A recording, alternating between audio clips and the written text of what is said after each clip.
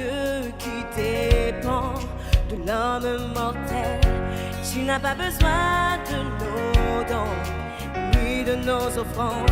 C'est ton plan, c'est ta volonté. Tu n'es pas un Dieu créé par la main de l'homme. Tu n'es pas un Dieu qui dépend de l'homme mortel. Tu n'as pas besoin de nos dons, ni de nos offrandes. C'est ton plan et c'est ta volonté. Car toi seul est Dieu. Car toi seul est Dieu, bien avant tous les temps. Assis sur le trône. Assis sur le trône. Oui, toi seul est Dieu. Oui, toi seul est Dieu. Dans les bons, dans les mauvais temps. Assis sur le trône. Assis sur le trône. Oui, toi seul est Dieu. Oui, toi seul est Dieu. Tu es le seul Dieu que j'aime, et ma louange sera jamais sur mes lèvres. Oh, tu es le seul Dieu, ton pouvoir peut se contenir. Tu es le seul Dieu, tu es le seul Dieu, ta louange ne va jamais finir. Tu es le seul Dieu, toi seul est digne de louange, digne de nos offrandes. Tu es Dieu. Et c'est ta volonté. Car toi seul est Dieu. Car toi seul est Dieu. Bien avant tous les temps. Assis sur le trône. Assis sur le trône. Oui, toi seul est Dieu. Oui, toi seul est Dieu. Dans les bons, mauvais temps. Assis sur le trône. Oui, toi seul est Dieu. Oui, toi seul est Dieu. Car toi seul est Dieu. Bien avant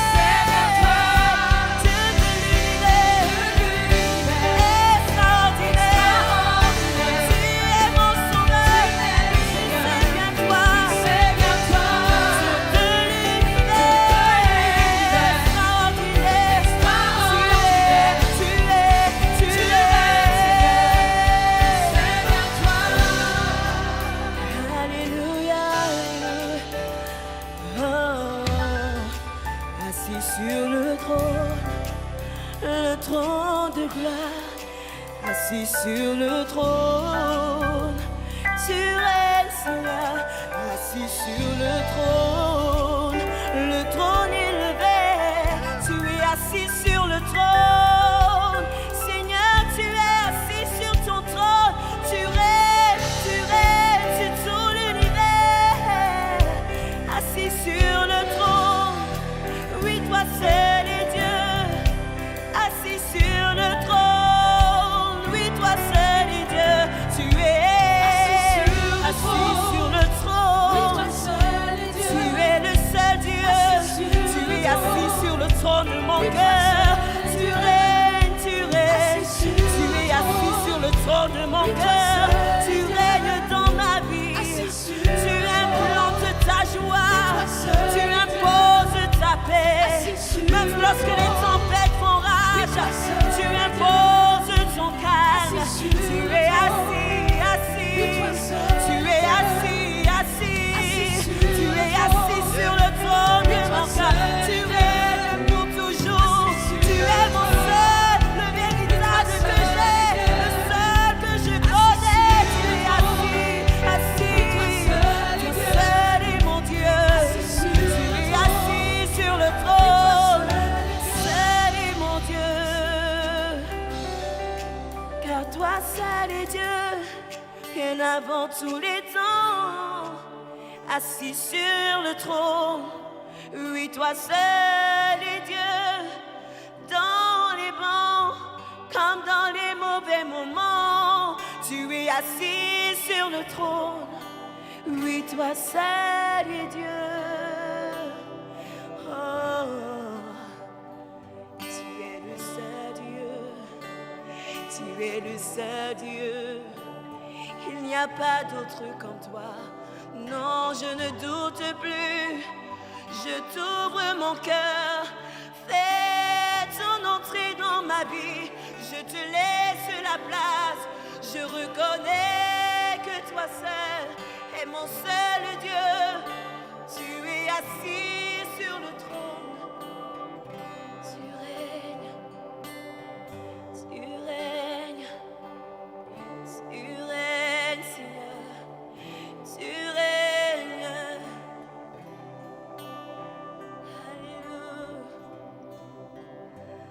Alléluia, alléluia, alléluia.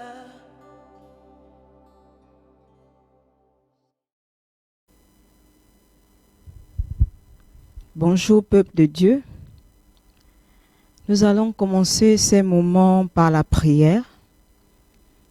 Nous allons élever notre Dieu par nos paroles. Il est digne d'élévation. Prions. Seigneur Père, nous te bénissons et nous te rendons grâce. Nous croyons que tu es ici dans ces lieux. Nous croyons que tu es là. Et nous t'élevons au nom de Jésus. Nous t'exaltons au nom de Jésus. Nous venons glorifier ton nom car tu en es digne. Seigneur Jésus, je t'élève en ce jour. Seigneur Jésus, je te célèbre en ce jour. Saint-Esprit, je t'élève en ce jour. Tu es digne d'être élevé. Tu es digne d'être célébré. Tu es digne d'être honoré. Quels que soient les temps et les circonstances, nous devons t'élever, nous devons t'adorer, nous devons t'exalter. Et c'est pourquoi, Seigneur, nous te donnons la place qu'il te faut. Dans le nom de Jésus, béni sois-tu notre Père. Au nom de Jésus. Amen. J'aimerais élever Jésus par ce cantique. Élevons Jésus. Il est le roi des rois, élevons Jésus qui nous gouverne. Élevons Jésus, tu es le roi des rois, élevons Jésus qui nous gouverne. Élevons Jésus, il est le roi des rois.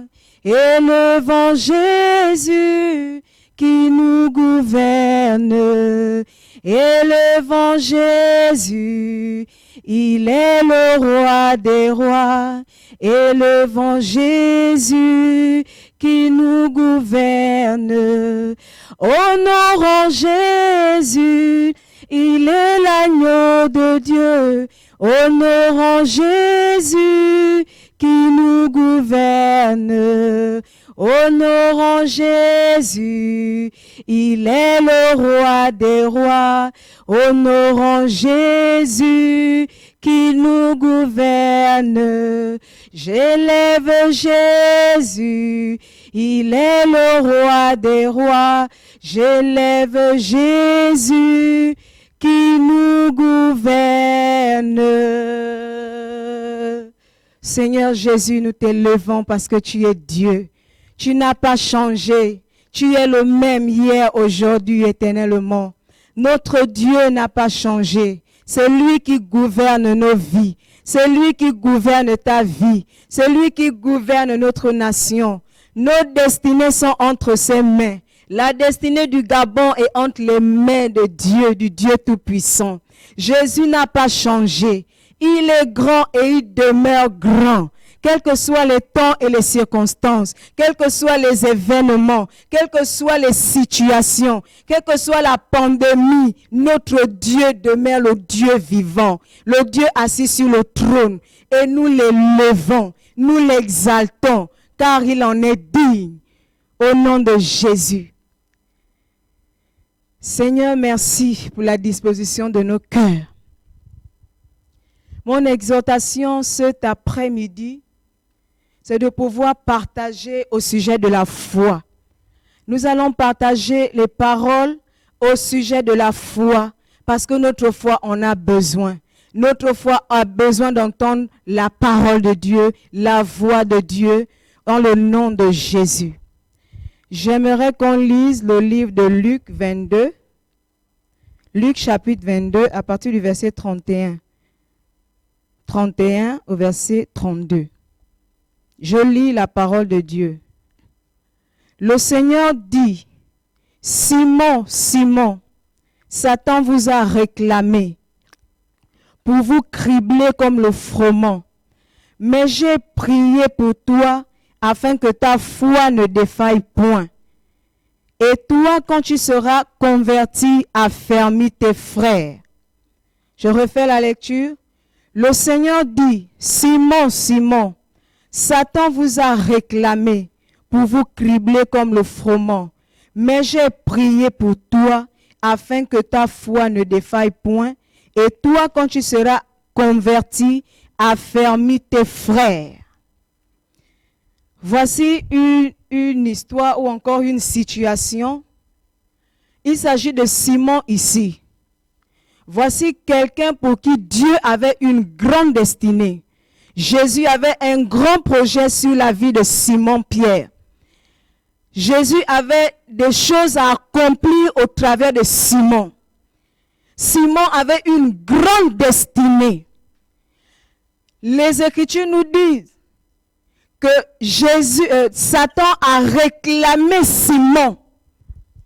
Donc, Satan est toujours là pour réclamer. Les situations qui surgissent sont là pour réclamer. Mais j'aimerais signaler une chose. Les choses qui arrivent dans nos vies, ou dans vos vies, ou dans une nation, ont pour but, ça vise la foi. Ces choses ont pour but pour tuer la foi. Et donc, voici la destinée de Simon, comme je l'ai dit tout à l'heure. Il avait de grandes choses à accomplir avec le Seigneur Jésus. Il avait de grandes choses à accomplir par le Saint-Esprit. Mais Satan ne s'est pas retenu. Il a voulu réclamer Simon. Lorsque nous repartons au chapitre 6, nous voyons que Simon était déjà choisi par Dieu. Simon était déjà même appelé apôtre. Simon était déjà même nommé Pierre. Parce que le chapitre 6 le montre où Jésus lui dit, il appelle Simon, il nomme apôtre et il appelle ensuite Pierre. Mais Satan ne s'est pas retenu que Pierre était un apôtre. Satan ne s'est pas retenu que Pierre a été appelé. Satan ne s'est pas retenu que Pierre avait une grande destinée. Il a voulu réclamer Pierre. Mais ce qui m'intéresse ici, c'est la réponse de Jésus au verset 32. Mais j'ai prié pour toi, afin que ta foi ne défaille point. Jésus a prié pour Simon, afin que sa foi ne défaille point. Jésus n'a pas prié pour la situation de réclamation. Jésus n'a pas prié pour enlever la chose qui devait secouer Simon. Jésus a ciblé. Il a ciblé la foi de Simon. Il dit, j'ai prié pour toi afin que ta foi tienne bon. Afin que ta foi ne défaille point devant l'épreuve. Afin que ta foi ne défaille point devant la situation. Et c'est ce que Jésus fait pour toi en ce moment.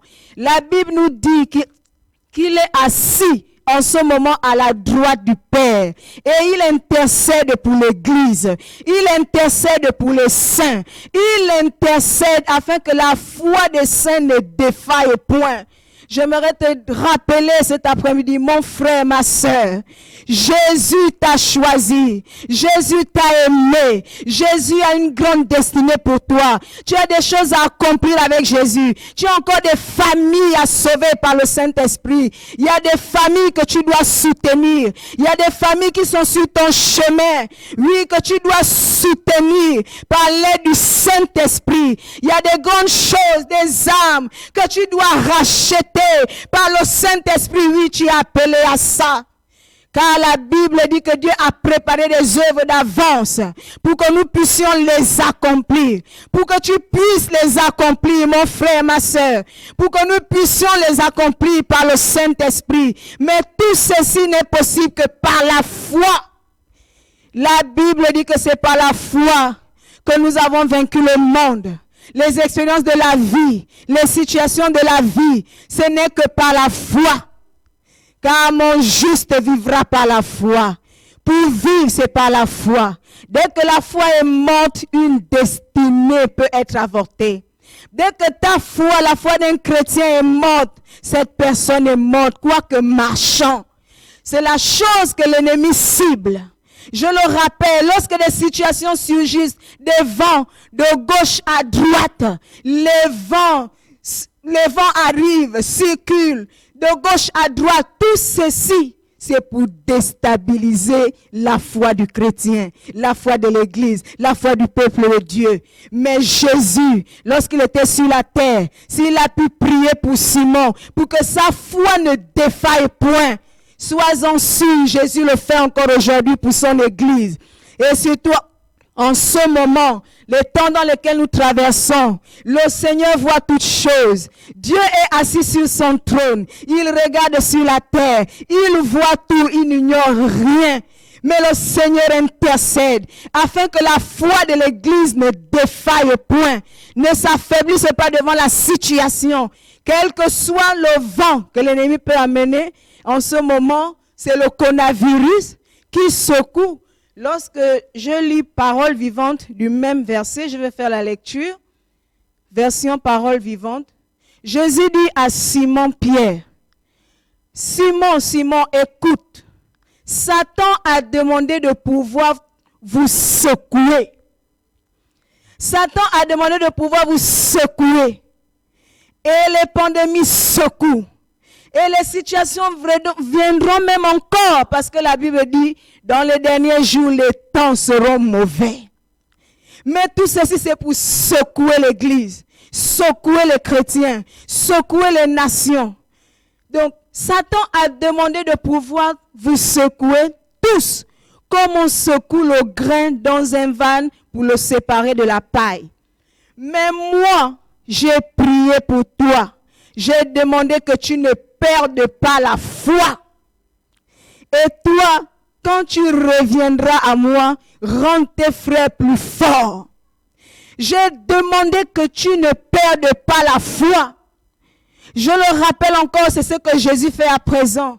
C'est trop facile pour nous de demander à Dieu de prier. Et puis le Seigneur vient, il enlève la situation qui est devant nous. Mais en fait, par cette histoire, nous voyons que Jésus n'a pas enlevé la situation qui était devant Pierre. Ce qui est venu secouer. Les maladies secouent. Tout le monde n'est même pas forcément secoué par le coronavirus. Mais beaucoup de situations secouent les cœurs. Secouent les vies des gens. Les maladies incurables secouent. Les situations qui vexent. Les blessures dans la... Toutes ces choses viennent pour secouer le chrétien. Viennent pour tuer la foi. Mais ta foi ne mourra pas au nom de Jésus. Ta foi demeure ferme au nom de Jésus. Et lorsque nous regardons l'histoire, nous voyons que finalement la foi de Pierre a demeuré, a tenu bon. La prière de Jésus a été exaucée. Puisque par la suite, lorsque nous arrivons aux actes des apôtres, c'est Pierre rempli par le Saint-Esprit.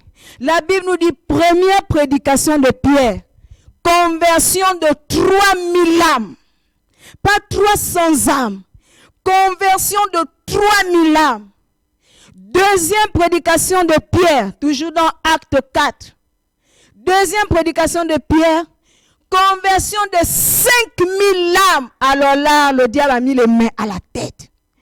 Voyez-vous, l'ennemi voit les grandes destinées des nations. L'ennemi voit la grande mission que le peuple de Dieu a sur la terre. Et il cherche à venir tuer la foi au départ. Mais il n'a pas réussi.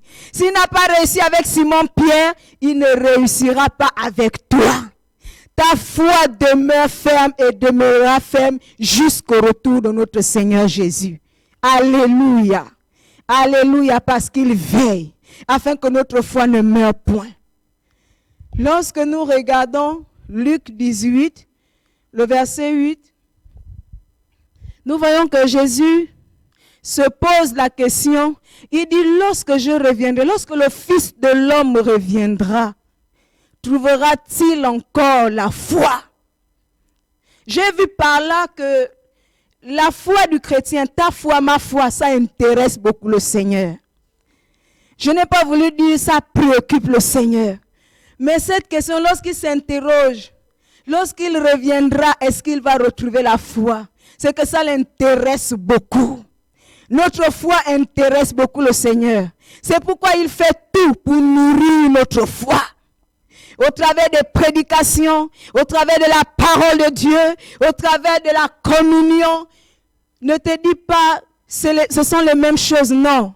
C'est ta chair qui pense que c'est la routine. Mais ton esprit absorbe chaque jour parce que ta foi doit vaincre. Tu es né pour vaincre les situations. Tu es né pour vaincre les difficultés. Tu es né pour vaincre les pandémies. L'église est là pour vaincre.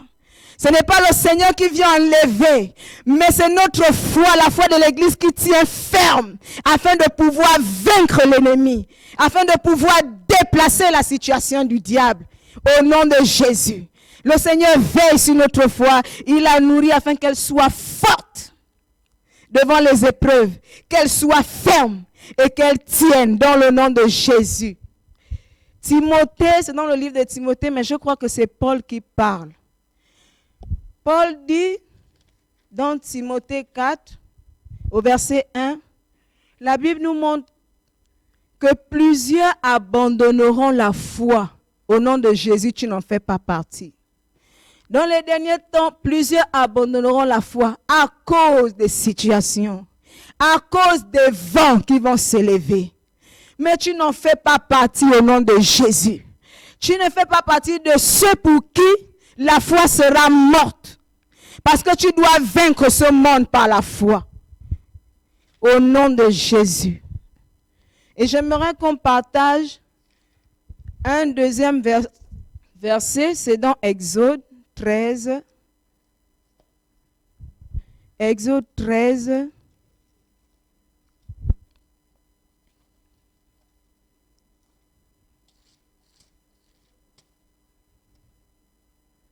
Exode 13, à partir du verset 17.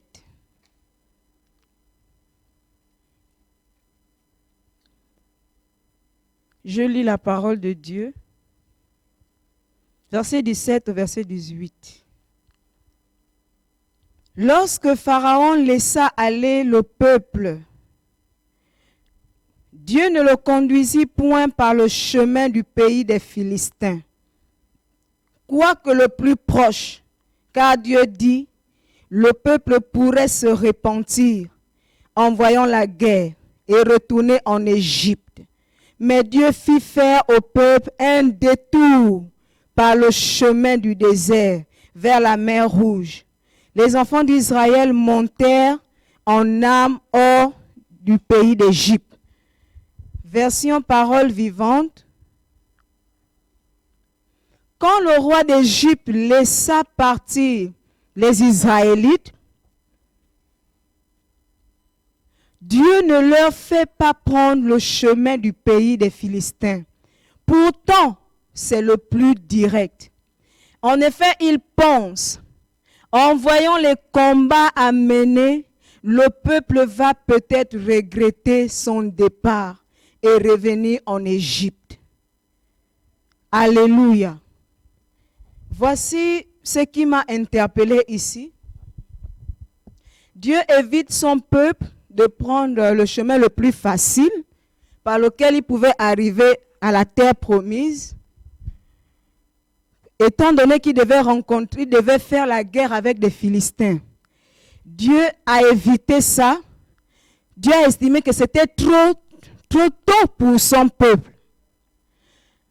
Maintenant, je me suis rendu compte qu'en fait, ce n'est pas vraiment la guerre que Dieu voulait éviter à son peuple. Parce que lorsque nous lisons la suite, nous voyons que pour conquérir même les territoires en question que Dieu leur a donné comme héritage, il a fallu combattre. Il devait éliminer les fils des Anak. Il devait éliminer ces géants. Il devait combattre forcément pour pouvoir conquérir les territoires qui étaient les leurs. Et donc là, je me suis dit, il s'agit forcément de pouvoir affermir leur foi. Dieu a vu que c'était tôt. Dieu leur a fait passer par le désert, sur un long chemin. C'était pour pouvoir les bâtir. C'était pour pouvoir affermir leur foi. La Bible nous dit que c'est dans le désert qu'il leur a donné la loi.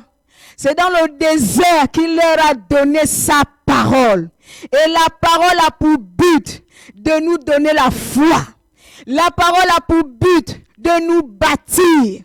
La parole a pour but de nous transformer. De nous donner de nouvelles pensées. Un nouvel esprit.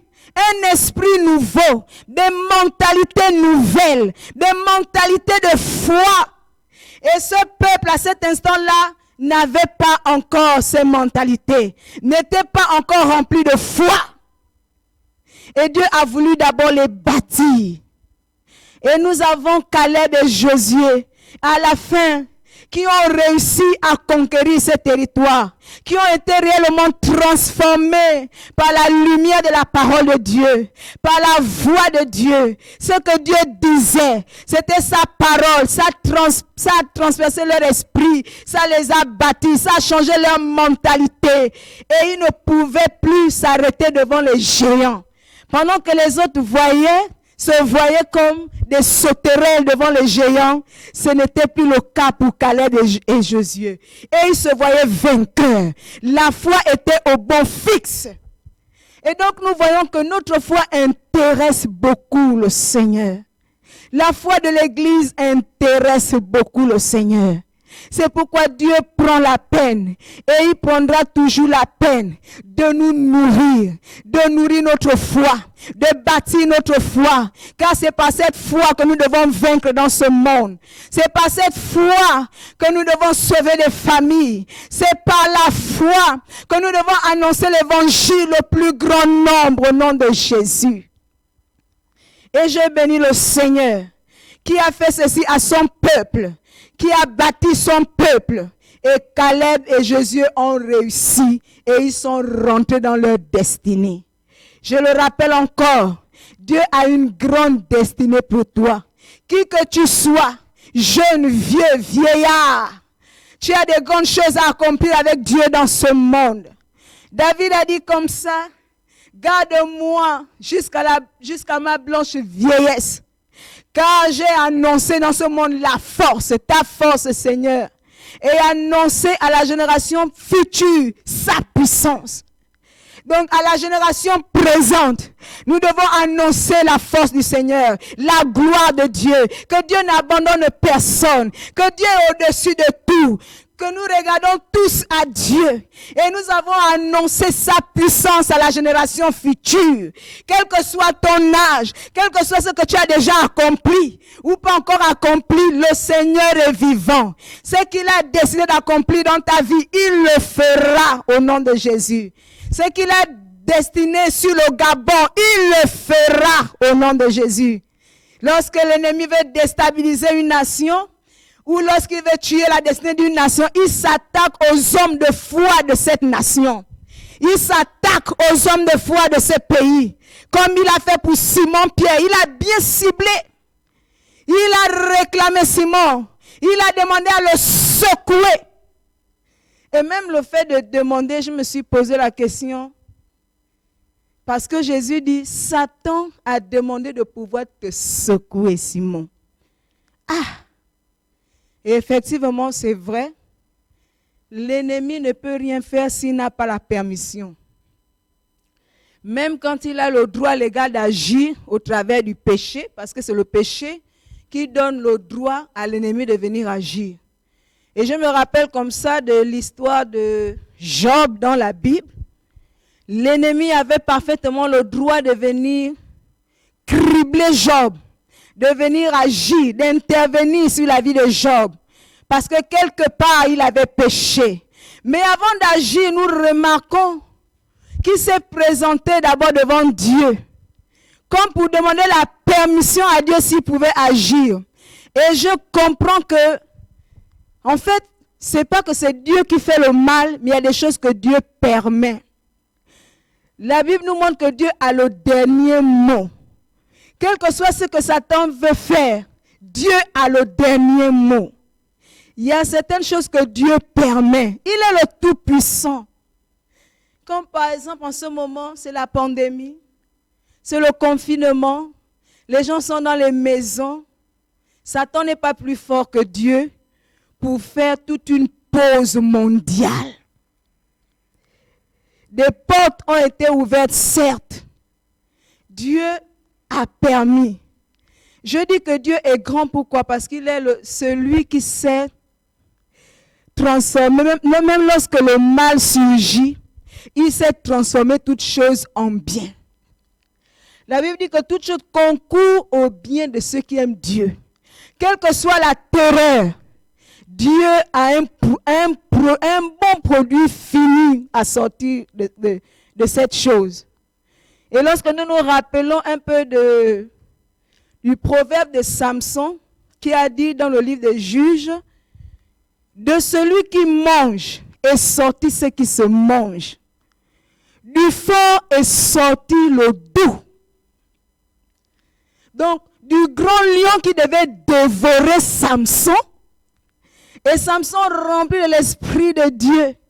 Et forcément, il avait la foi, il a vaincu ce lion. Mais de cette terreur, lorsque ce lion a pourri, de cette pourriture est sorti le miel. Quelque chose de doux. Et je te le dis, pendant ce confinement, quelque chose de doux sortira forcément pour l'église du Seigneur. Un produit bien fini. L'ennemi peut se réjouir, mais en fait, c'est Dieu qui gagne toujours à la fin. Lorsqu'il est en train de crucifier Jésus à la croix, il pensait qu'il avait déjà gagné, mais il était tout simplement en train d'accomplir le plan de Dieu. Et en ce moment, l'ennemi est tout simplement en train d'accomplir les prophéties qui sont dans la Bible. Rien ne doit nous étonner. La parole de Dieu s'accomplit. Les prophéties des derniers temps s'accompliront. C'est pourquoi les chrétiens ne doivent pas avoir peur. C'est pourquoi la peur ne doit pas nous habiter. Voyons que la parole du Seigneur est au top et les prophéties s'accomplissent. Pendant que l'ennemi, il est certainement dans la joie. Il pense gagner, mais en fait c'est Dieu qui a le dernier mot. Une église forte et puissante sortira de ce confinement.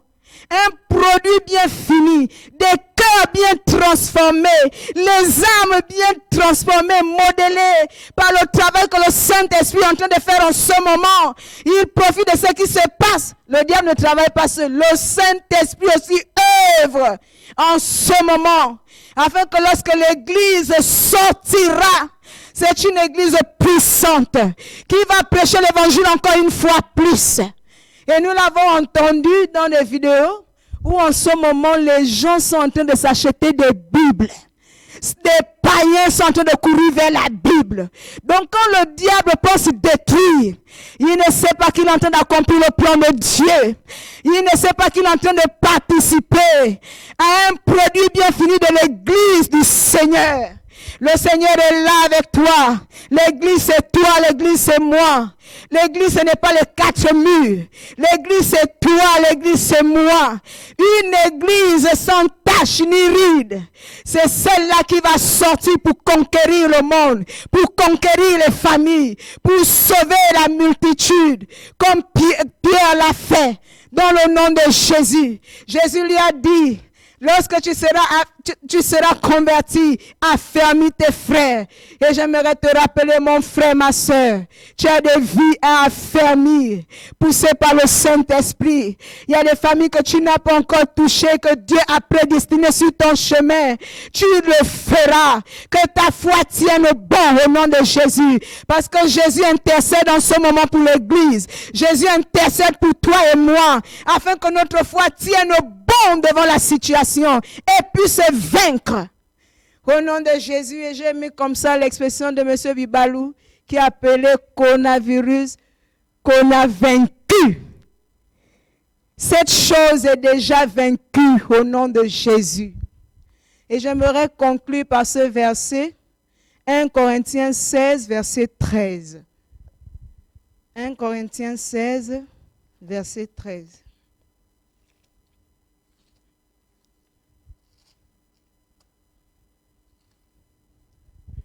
1 Corinthiens 13.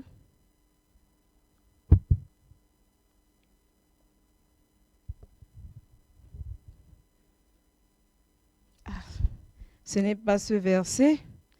Je me suis trompée de verset. Mais dans le livre de Corinthiens, il y a un verset qui dit « Demeurez ferme dans la foi ». Demeurez ferme dans la foi. Mon frère, ma soeur, demeure ferme dans la foi.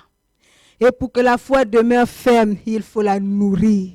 Et la nourriture de notre esprit, la nourriture de la foi, c'est la parole de Dieu. Et le contraire de la foi, c'est la peur. Comment sortir de la peur? Il suffit de cesser de nourrir la peur. Parce qu'il y a certaines choses qui nourrissent la peur. Certaines choses que nous suivons, que nous entendons, même les films que les gens suivent. Les films, ça contribue à venir nourrir la peur, la crainte dans les vies des gens.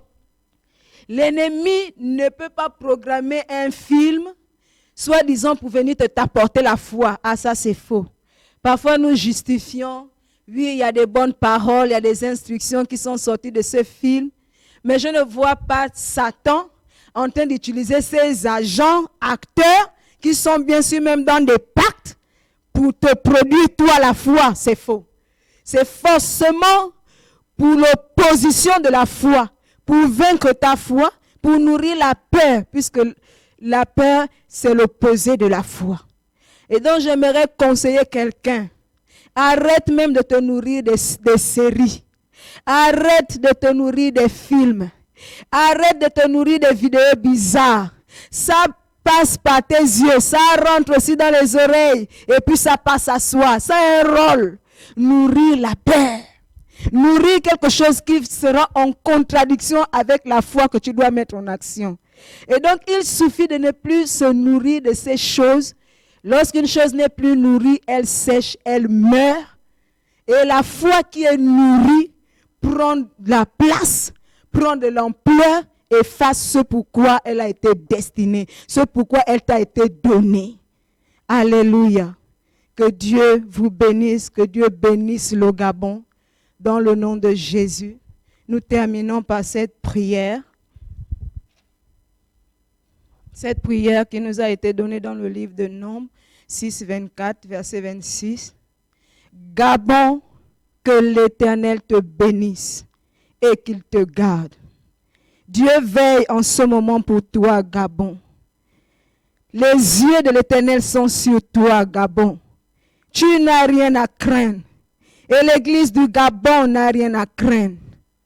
Car tu as des multitudes à faire rentrer dans le royaume de Dieu. Gabon, que l'Éternel fasse luire sa face sur toi et qu'il t'accorde sa grâce. Gabon, que l'Éternel tourne sa face vers toi et qu'il te donne la paix. La paix est ton partage, Gabon. La paix est ton partage, Église du Gabon. Dans le nom de Jésus que nous avons prié. Amen.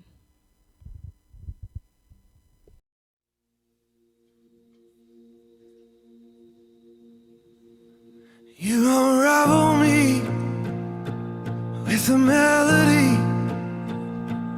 You surround me with a song of deliverance from my enemies,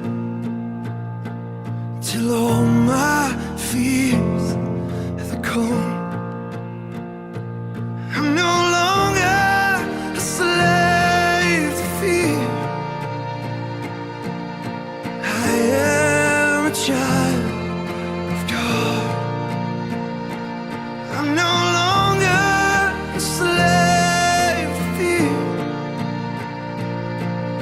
I am a child of God.